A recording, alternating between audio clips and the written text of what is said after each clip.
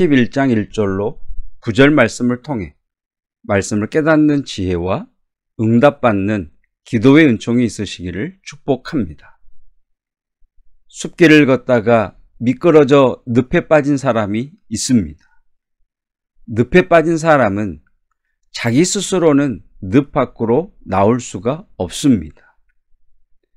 늪에서 벗어나려고 몸부림칠수록 더 지치고 더 빠르게 빠져듭니다.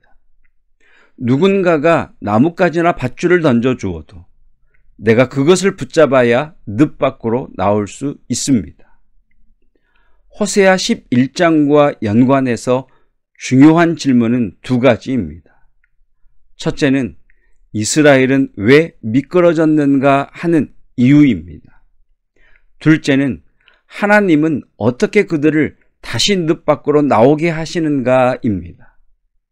첫째, 이스라엘은 왜 미끄러졌는가? 당구를 보면 당구대 위에 흰색, 빨간색 공들이 놓여 있습니다. 공을 치는 사람이 큐대라고 하는 막대기로 공을 힘껏 치면 당구공은 다른 공들을 맞기도 하고 당구대 쿠션을 맞기도 합니다. 그럴 때면 당구공은 여지없이 방향이 바뀝니다. 사람들은 누구나 자기 정신으로는 견딜 수 없는 무거운 짐을 지고 살아가고 있습니다.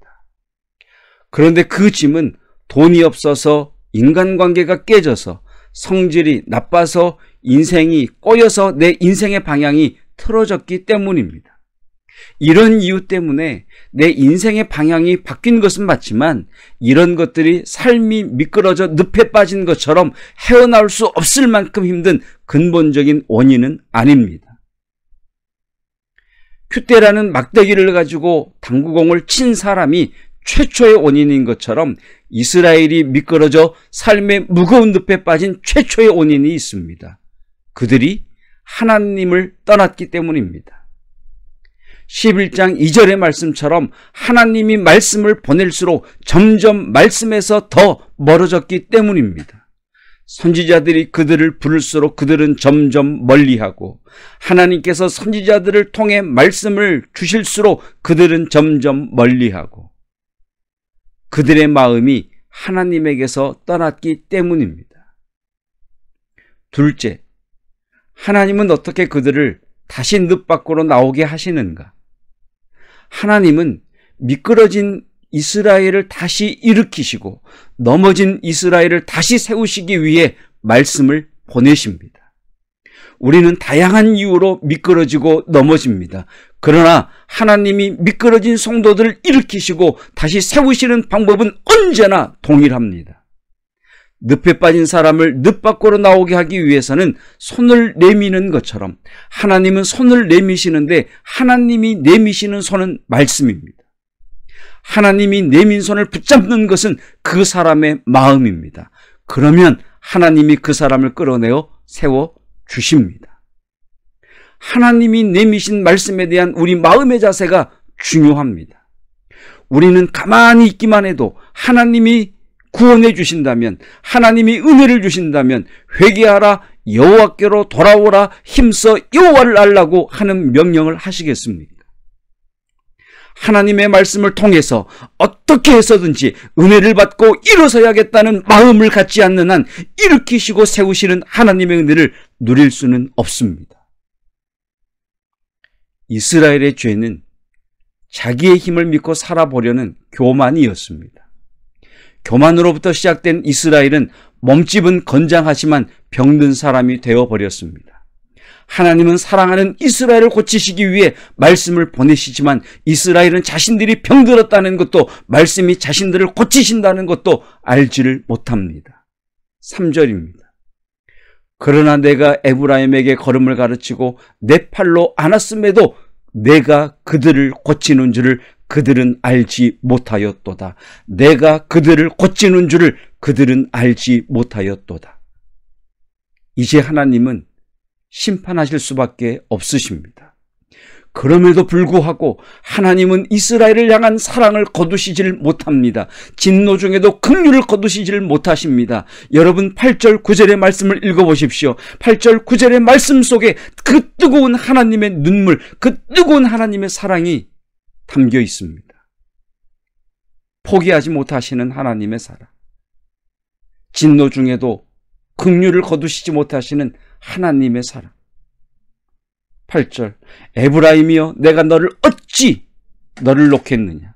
이스라엘이여 내가 어찌 너를 버리겠느냐? 내가 어찌 너를 아드마같이 놓겠으며 어찌 너를 스보임같이 두겠느냐? 내 마음이 내 속에서 돌이켜 나의 긍휼이 온전히 불붙듯 하도다. 내가 나의 맹렬한 진노를 나타내지 아니하며 내가 다시는 에브라임을 멸하지 아니하리니 이는 내가 하나님이요 사람이 아님이라.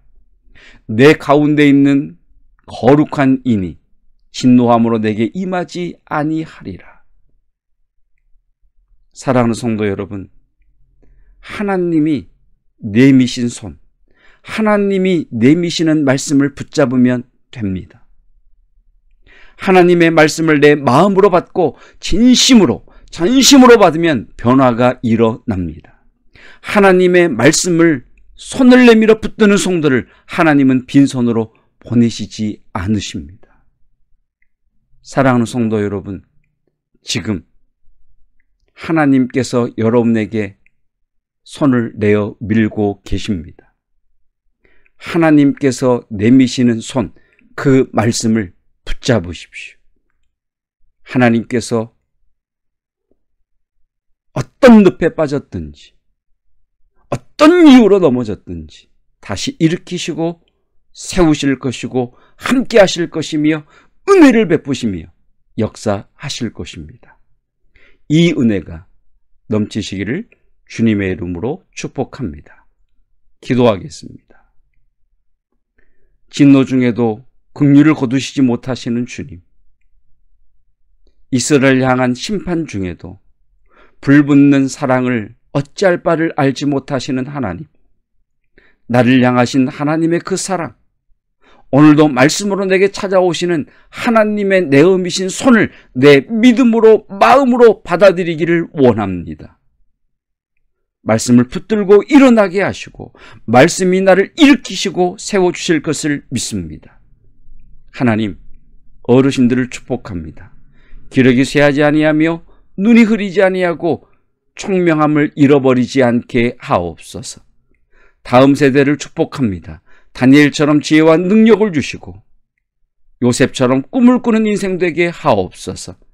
청소년들과 청년들을 축복하며 기도합니다. 새벽 이슬처럼 일어나게 하시고 진로의 문을 여시며 만남의 복을 주시옵소서. 수험생들을 위해 기도합니다. 하늘의 새 힘을 부으사 주여 전심전력하게 하옵시고 다시 시작하게 하시고 일어나게 하옵소서.